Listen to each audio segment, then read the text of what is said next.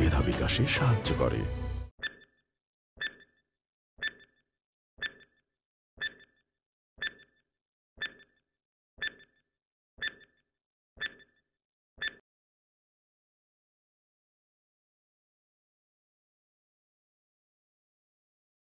الله أكبر الله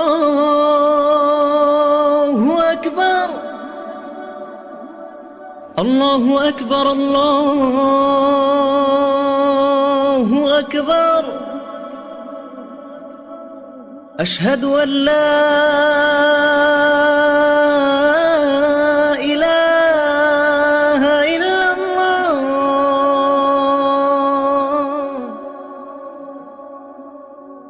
أشهد أن لا إله إلا الله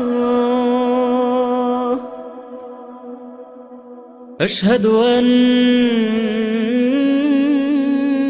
محمد رسول الله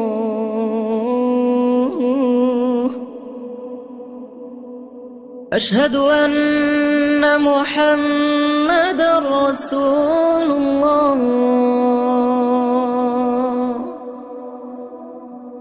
حي على الصلاة حي على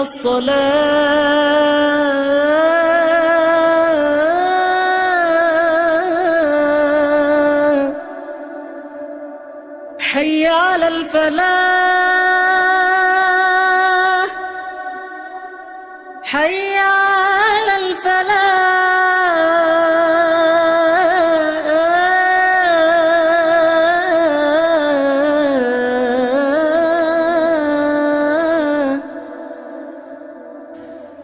الله أكبر الله أكبر لا إله إلا الله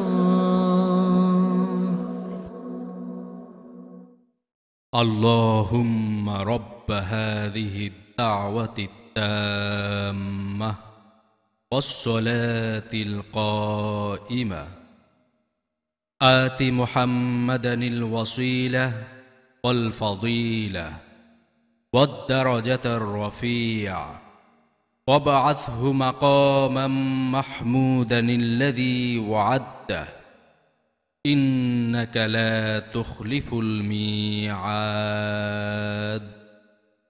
হে আল্লাহ, এই পরিপূর্ণ আহ্বান ও শাশ্বত নামাজের তুমিই রব।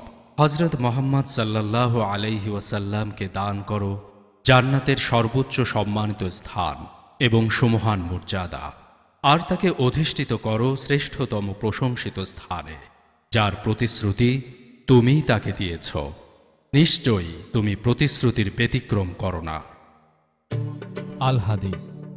যদি কোনো ব্যক্তি তার সম্পদ বিক্রি করার পর ক্রেতা হঠাৎ গরিব হয়ে যায় এবং সে বিক্রেতাকে তার মূল্য বাবদ কিছুই পরিশোধ না করে, তখন বিক্রেতা তার সমস্ত সম্পদ ক্রেতার নিকট হতে ফিরিয়ে নেবে এবং এটাই তার হক।